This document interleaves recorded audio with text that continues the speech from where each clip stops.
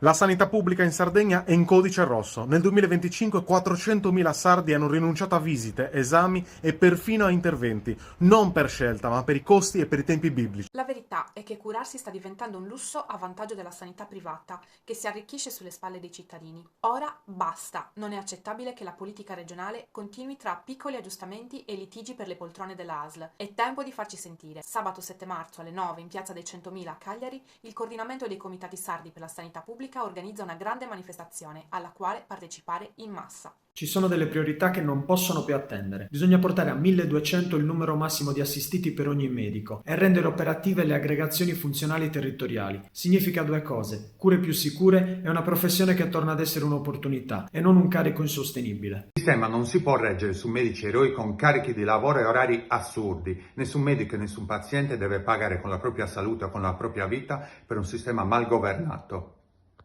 Occorre riorganizzare la sanità territoriale e i distretti, realizzare le case e gli ospedali di comunità con personale adeguato, integrando la medicina generale con le nuove strutture e rafforzando la presenza di medici, pediatri e operatori nei territori più scoperti. Serve un piano straordinario di assunzione di medici e infermieri strutturati, con retribuzioni adeguate, prospettive di carriera e il vincolo di permanenza territoriale, questo per garantire continuità e stabilità a quelli che sono i servizi sanitari assistenziali. E finché la fase resterà critica è necessario ricorrere anche a medici e operatori sanitari stranieri per garantire prestazioni di qualità. Per fare queste scelte bisogna applicare tutti i poteri previsti dallo Statuto. Se la Sardegna si paga la sanità, deve poter scegliere come curarsi, a partire dall'organizzazione della propria rete ospedaliera e territoriale.